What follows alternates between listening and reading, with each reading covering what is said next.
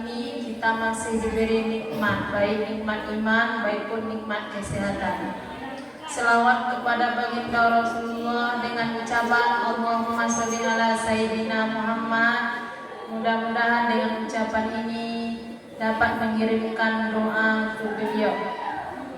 Kemudian yang kami hormati Bapak Kepala Sekolah SMK Harapan Bangsa Panti, walaupun saat ini sedang berhalangan, tetapi ucapan terima kasih sebagai CGP yang sudah memfasilitasi sarana dan prasarana dalam rangka mengembangkan budaya positif ini. Yang kemudian yang saya istimewakan Bapak-bapak, Ibu-ibu yang telah bersedia dan berpartisipasi hadir dalam rangka acara ini. Baiklah, itu mukadimah dari saya. Masuklah kita ke materi yang mana pada hari ini saya akan menyampaikan materi modul 1M4 di LMS dengan tema budaya positif. Di sini sering kita mendengar istilah budaya positif. Coba Bapak Ibu, apa bedanya budaya positif dengan peraturan? Apa yang membedakan budaya positif dengan peraturan? Misalnya kalau di sekolah kita menekankan untuk setiap anak harus memakai sepatu warna hitam, full hitam. Dan kemudian kita di sini juga sebelum pembelajaran harus membaca Asmaul Husna. Mana di antara kedua ini budaya positif? Membaca Asmaul Husna. Bagus. Jadi kalau membaca Asmaul Husna, kemudian membaca ayat suci Al-Quran, itu budaya positif sekolah kita. Sementara itu pemakaian sepatu full black itu, kemudian kaos kaki pun ada aturannya, itu peraturan sekolah. Nanti di materi berikutnya akan kita bahas mengenai kelas dan bedanya dengan peraturan sekolah.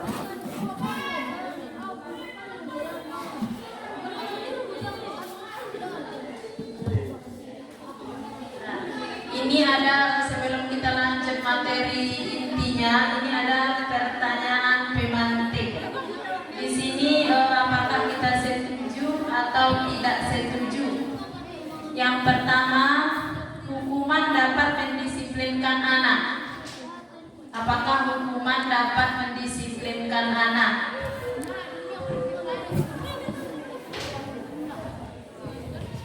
Bagaimana? Menurut pendapat saya, hukuman dapat mendisiplinkan anak itu setuju, karena membuat anak akan jebak dalam hal yang berupa negatif.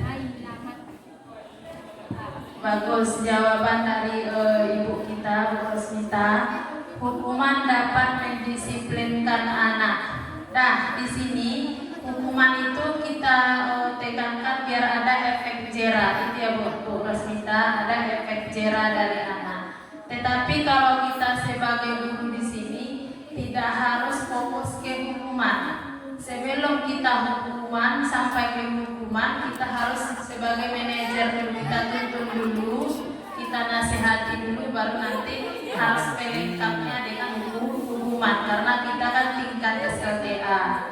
Kalau tingkat TK mungkin SD hanya dinasihati saja sudah takut. Tapi kalau kita tingkat SLTA ini harus super. Positif seperti membaca atau membersihkan halaman sekolah dapat meningkatkan disiplin anak. Itu sudah kebiasaan dari sekolah kita dari dulunya. Hukuman itu bisa juga berupa hal kebersihan lingkungan. Yang ketiga, memberi penghargaan dapat meningkatkan motivasi belajar anak. Itu sering kita lakukan, memberi penghargaan itu. Misalnya kita ada Extracurricular Tahfiz. Di situ kan penghargaannya nanti ada sejenis uang saku dari pihak sekolah. Itu kan penghargaan agar anak ini termotivasi untuk menghafal, yang dapat juara, yang berprestasi dan lain sebagainya. Nah, topik dalam eksplorasi konsep modul 1.4 ini, yang pertama disiplin positif dan nilai-nilai kebajikan universal, yang kedua teori motivasi, hukuman dan penghargaan restitusi, yang ketiga keyakinan kelas, yang keempat kebutuhan dasar manusia dan dunia berkualitas, yang kelima 5 posisi kontrol, yang keenam segitiga restitusi. Nah, kita masuk yang pertama, disiplin positif dan nilai-nilai universal. Nah, sebelum kita masuk ke nilai-nilainya, Bapak Ibu, apa itu kira-kira disiplin? Coba Pak Diki dulu, apa kira-kira disiplin? Baik, mungkin menurut pendapat saya, disiplin itu adalah sesuatu hal yang dilakukan secara terus-menerus, mempunyai Konten 20, jangan seperti itu. Jadi lebih alangkah baiknya jika kita temui anak seperti itu, itulah kita gunanya sebagai guru itu kita panggil dulu. Apa penyetaan ini kita kasih nasihat. Bu Afsah kan sudah sebagai manajer. Manajer memberi arahan kepada anak ini. Apakah masalah tidur ini lepas saja dengan posisi kontrol pemantau dengan manajer? Apakah Bu Afsah hanya sebagai pemantau dengan manajer saja jika siswa sering tidur ini? Apakah puas dengan posisi pemantau dan manajer? Kalau kita SLTA ini rasanya harus dibarengi juga dengan penhukum. Nah, jadi anak sekarang ini harus banyak posisi kontrolnya kita gunakan, walaupun masalahnya cuma satu, tetapi posisi kontrol itu harus lengkap. Setelah kita pantau, kemudian kita sebagai peran manajer, kemudian kita hukum agar terjadi mana tahu dia merubah lagi cara belajarnya di kelas. Tapi yang lebih dominan mencatat 100 kali di dalam buku dengan kalimat saya tidak akan terlambat lagi. 100 kali itu Bapak Ibu kita suruh anak. Itu hukuman atau konsekuensi? Hukuman. Lari mengelilingi lapangan basket 2 kali karena terlambat hadir di sekolah. Hukuman atau konsekuensi? Hukuman. Murid diminta untuk push up 15 kali karena tidak menggunakan masker ke sekolah. Hukuman atau konsekuensi? Masih hukuman. Menggantikan kertas tugas teman yang telah dicoret-coret. Konsekuensi. Kemudian membersihkan tumpahan air di meja tulis karena tersenggol pada saat belajar. Konsekuensi. Murid disuruh untuk mengenakan sepatu seharian di sekolah karena tidak mengenakan sepatu hitam. Hukuman atau konsekuensi? Hukuman. Lari mengelilingi lapangan basket 2 kali karena terlambat 10 menit untuk pelajaran PJOK. Itu jelas hukuman. Coba kita lihat jawabannya. Nah, berarti di sini sudah nampak bedanya hukuman dengan konsekuensi. Kita yang selama ini kan taunya kita hukuman saja. Pokoknya disuruh perbuatannya kita suruh perbaiki. Hukuman. Itu bedanya hukuman dengan konsekuensi.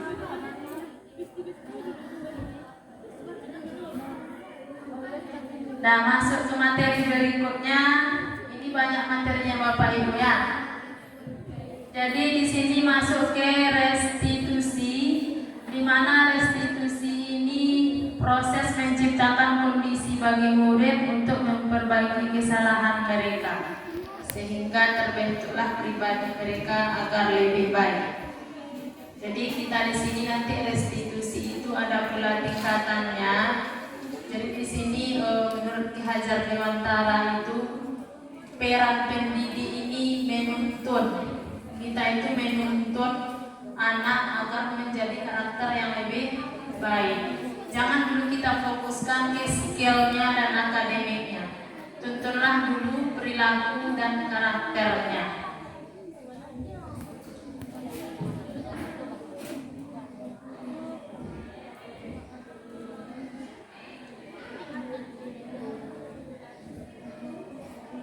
Di sini ada 9 ciri-ciri restitusi. Yang pertama, bukan untuk menebus kesalahan, namun untuk belajar dari kesalahan. Yang kedua, memperbaiki hubungan. Yang ketiga, tawaran, bukan paksaan. Kemudian restitusi menuntun untuk melihat ke dalam diri, mencari kebutuhan dasar yang mendasari tindakan. Cara yang paling baik, fokus pada karakter bukan tindakan, fokus pada solusi. Fokus pada solusi ini makanya digaris bawahi. Sebenarnya kan kita kadang menemukan masalah pada anak, Jadi peran kita sebagai pendidik mencari solusi masalah tersebut. Bukan kita memperbesar-besarkan masalah, siapa benar, siapa salah. Jadi kita harus mencari solusinya untuk pemecahan masalah. Tidak bisa kita sendiri memecahkan masalah itu. Itulah gunanya prosedur tingkatan itu. Kita kan misalnya guru mapel, ada masalah dalam kelas, kita selesaikan, tidak juga selesai, lanjut ke wali kelasnya, wali kelas, lanjut ke guru BK, lanjut ke wakil kesiswaan dan juga kepala sekolah. Jadi kita harus tuntas memecahkan masalah anak agar jangan terjadi dendam dan berkelanjutan masalah ini dulu. Kemudian mengembalikan murid yang berbuat salah pada kelompoknya. Jadi anak ini kan sering ini, apalagi tingkat SLTA ini pakai geng-geng. Jadi geng itu nanti membuat kelompok-kelompok. Nah, jadi nanti gara-gara geng ini terjadilah konflik antara kelompok ini dengan kelompok ini. Seolah-olah geng ini selalu salah, geng ini selalu benar. Itu pun terjadi, mungkin setiap kelas mungkin ada kejadian seperti itu. Lanjut, keyakinan kelas.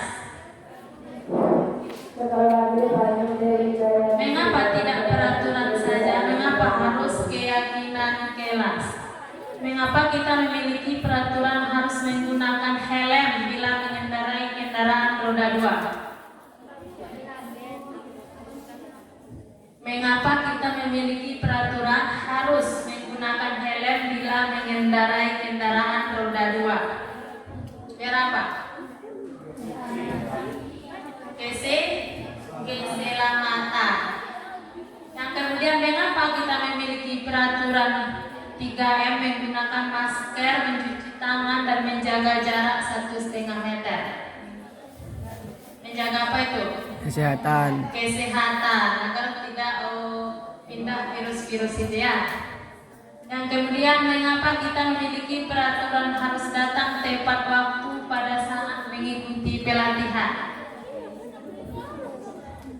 Ketertiban atau disiplin.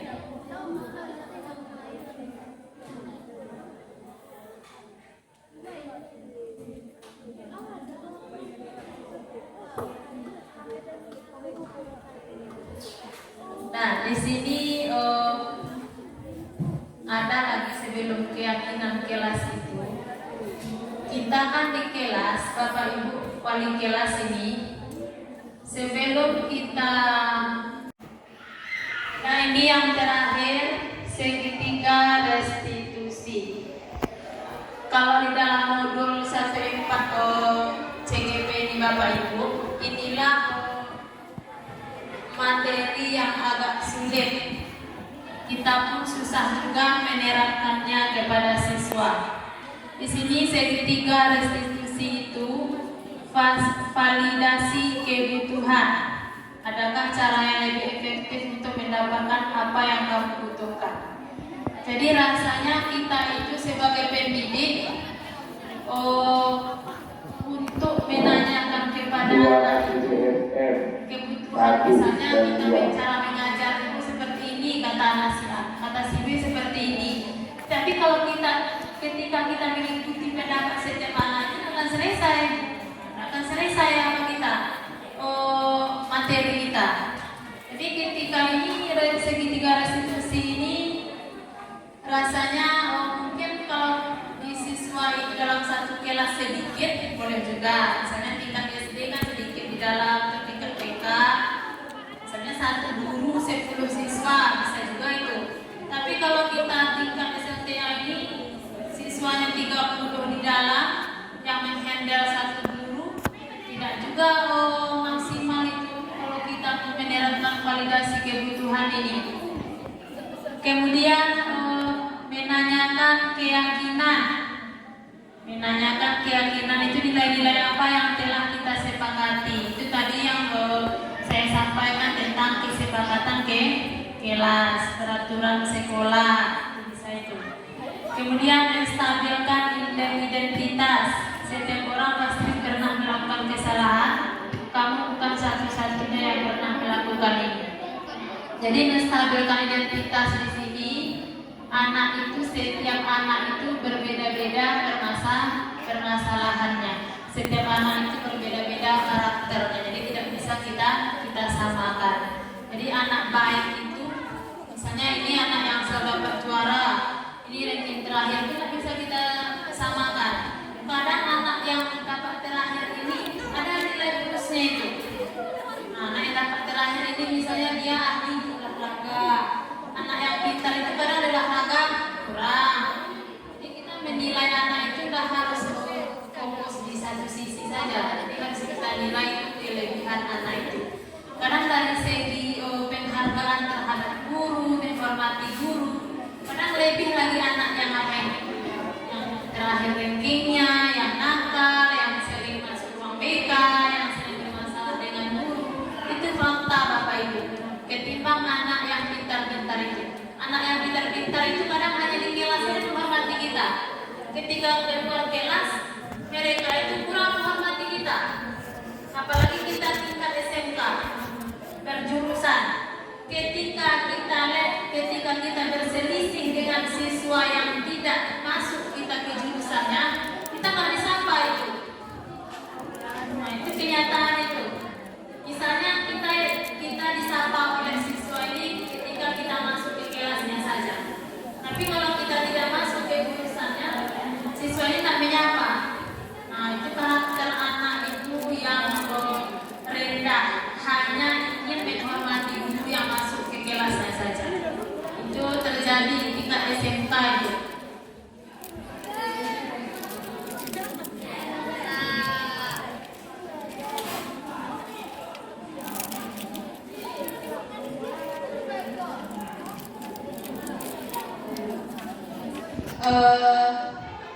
Sekian Bapak Ibu yang dapat saya sampaikan.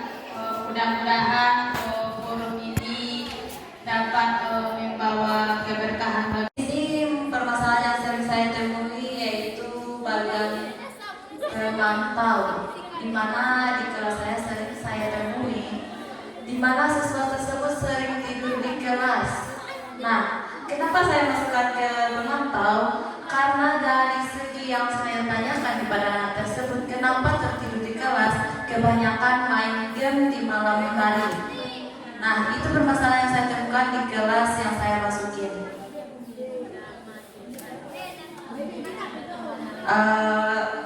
Dari segi teman juga pernah saya temuin. Dari kelas yang saya masukin ada beberapa yang dekat dengan saya ya. Nah, di sini yang dekat itu kan banyak yang curhat. Nah, saking dekatnya banyak anak-anak itu melupakan yang namanya attitude. Kayak dimana sopan santunnya lagi sama gurunya udah lupa, udah serasa kayak sebaya gitu.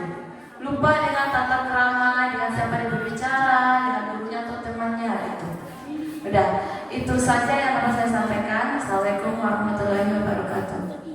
Oke, baiklah. Setelah mengikuti sesi ini, jadi saya sebagai pendidik bisa menyerapkan di kelas apa itu kedisiplinan terhadap anak. Jadi kita bisa membentuk karakter anak yang bertanggung jawab, disiplin dan kontrol dirinya terhadap dirinya sendiri. Terima kasih.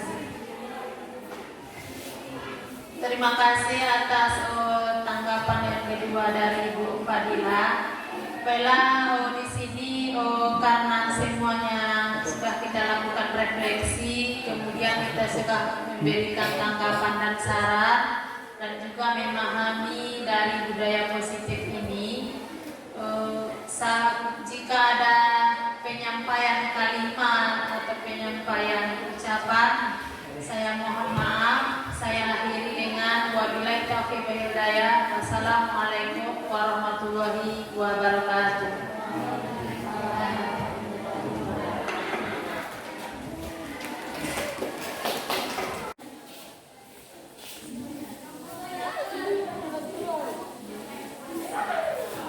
Setelah mengikuti aksi nyata dari Ibu Nadia Ruliat ini, saya mengetahui apa itu beda dari hukuman dan konsekuensi, dan itu sebagai pembelajaran bagi saya untuk diterapkan pada